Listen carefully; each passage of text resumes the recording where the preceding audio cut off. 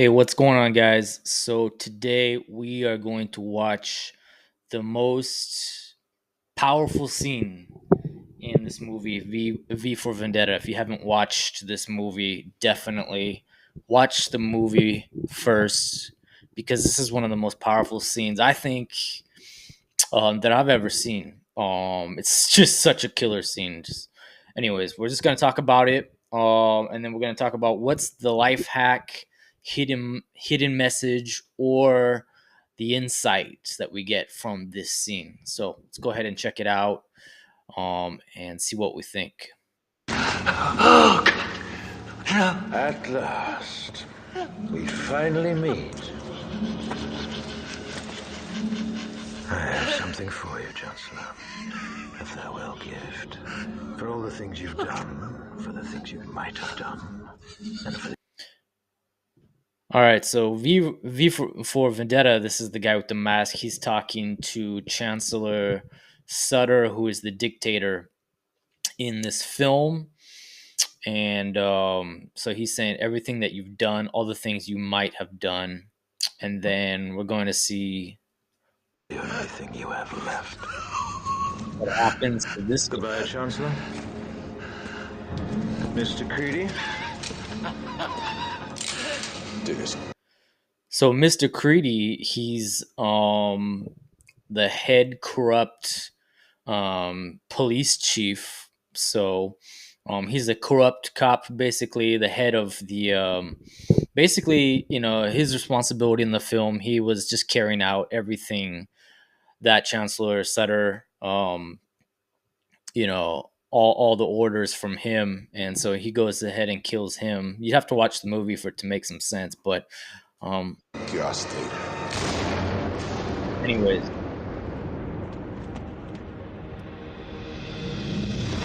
so he's dead. So now we got Viva for Vendetta, and Peter Creed, who is the corrupt cop, right? And this is kind of their face off towards the end of the film. Now that's done with, it's time to have a look at your face. Take off your mask. No.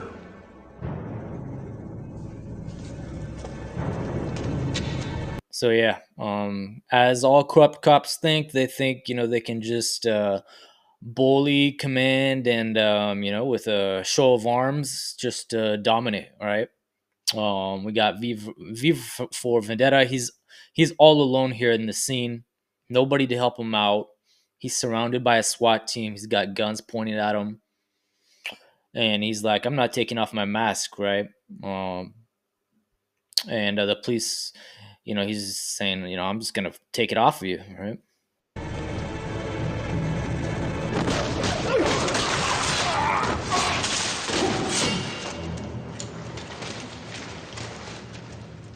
Defiant to the end, huh? You won't cry like him, will you? You're not afraid of death. You're like me. The only thing that you and I have in common, Mr. Creedy, is we're both about to die. How do you imagine that's going to happen? With my hands around your neck. Bollocks. What you gonna do, huh? We've swept this. This is just the way that he moves his head. It's kind of like in my last video with Darth Vader. Um, it's amazing what you can communicate in a film with movement, just movement of a character's head, and that's we can see like emotions and thoughts. He's wearing a mask, so he can't communicate anything through his facial expressions. But that just shows us, how powerful body language can be. We just go back, we watch, let's rewatch that for a second. Um, it's pretty powerful. Bollocks. What you gonna do, huh? We've swept this place. You've got nothing. See Nothing. how he turns his head? He's like, "Oh yeah, you want to see? You want to see what happens? You think I can do nothing? I'm surrounded. Well, you're gonna find out, right?" So, just a great use. of head movement there. But your bloody knives and your fancy karate gimmicks. We have guns. No, what you have are bullets, and the hope that when your guns are empty, I'm no longer standing, because if I am... So that's an interesting thought too. Is like, we've got guns, you've just got a knife and karate stuff, right? And the thing is, you can have a superior weapon, but if your opponent understands the weapon that you're using and his reaction, he knows where you're going to shoot and he can move away from the shot. It's all about timing, right? He knows that he's got the guns pointed at him, and somebody who knows how that works is that he's going to jump out of the way before they pull the trigger. It's not about, you can't dodge a bullet, right? But you can dodge like the moment between when somebody is about to shoot and when somebody actually shoots. You can calculate that, right? So he fully understands that there's gonna be a certain delay when he finishes his sentence and then when they start shooting, right? And that's just superior knowledge, right? So he says, yeah, hopefully, when you're done shooting your bullets, hopefully I'll be dead, because if I'm not, my little stupid sword that that you're talking about, you're not going to have any bullets left, and I don't need bullets. I've got my sword can go all day long, right? So I love it. Anyways, let's check it out. You'll all be dead before you've reloaded. That's impossible. Kill him.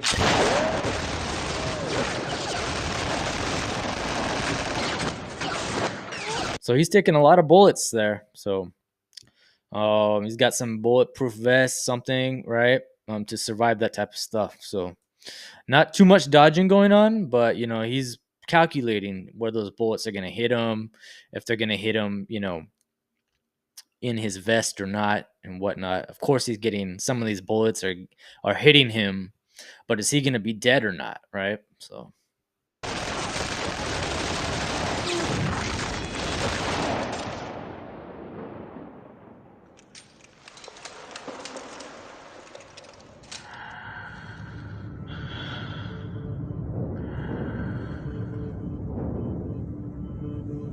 My turn. Oop.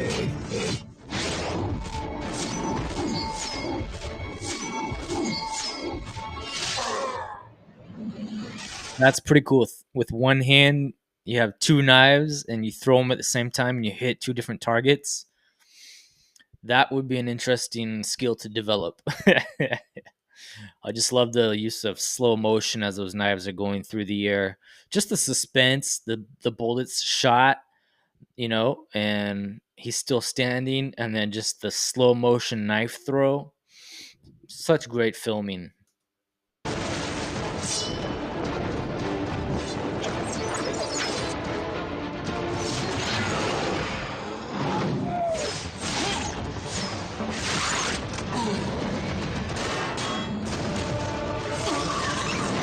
Gonna be some blood. Ugh.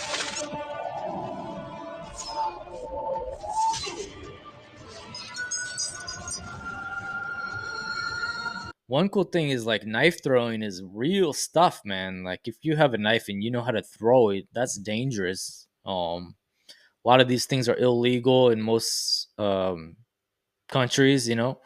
One thing that I've been like looking at is like ninja stars. I mean, those things you don't even have to be that skilled. You just know how to be able to throw at a target, and the ninja stars, they're gonna stick in you. You don't have to have the good timing of release and whatnot with a lot of the throwing knives, but ninja stars, those are interesting too as far as weapons are concerned. But yeah, knife throw, more skill. Trying to reload that gun. Too late. That's the thing with a gun. If you don't got bullets, there's that pause between you got to reload a knife. There's no pause. The knife you can always use all the time. So there are advantages especially in close combat. If you're in the military or something, a lot of these guys, they've all got knives on them because when you're out of bullets, it takes time to reload, takes time, to get those bullets. And yeah, you got to have backup for that. If your gun's not around you, how are you going to defend yourself? A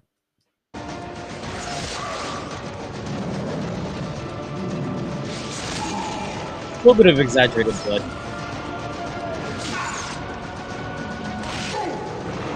Like that scene. Cape. Love the cape. Right in the middle of the forehead. Die! Die! I want to die!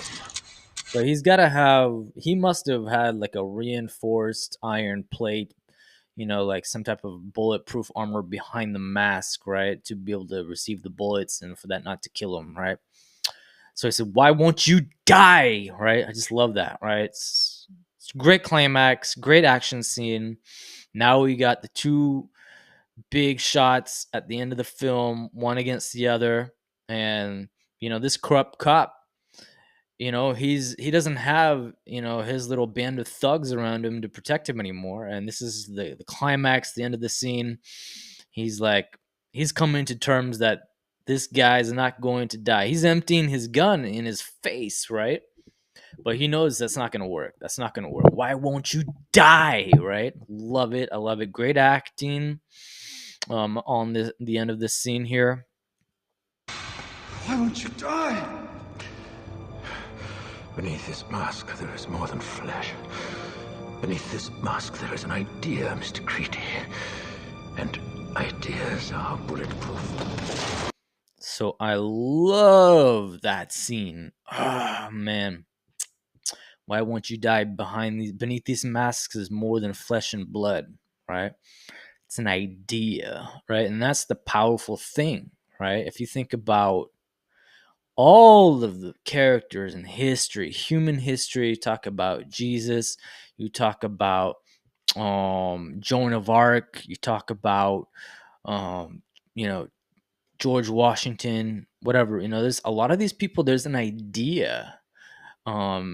Gandhi, whatever. I mean, these people, it's not just the person, it's the idea that they stand for, right? And you cannot kill an idea, and that's why governments are trying to limit what we can say.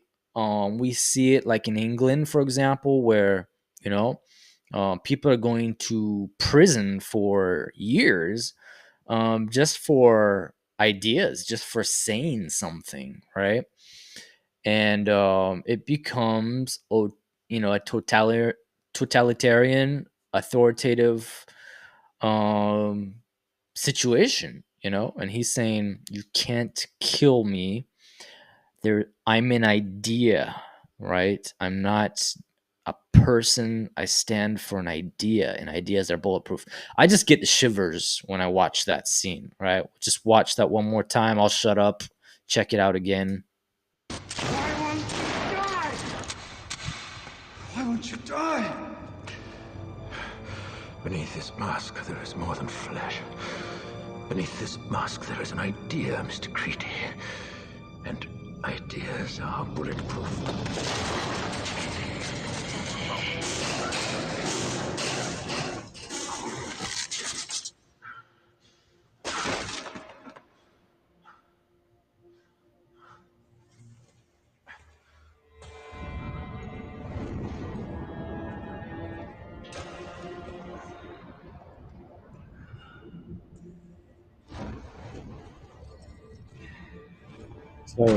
So he might die, right? But what he stands for will not die, won't die, right? And that's what he understands, right? So the hidden message, folks, for this basically is that ideas are bulletproof, right? And whatever it is that you're trying to do, you need to have an idea behind why you're doing it, and you need to be able to communicate that, right?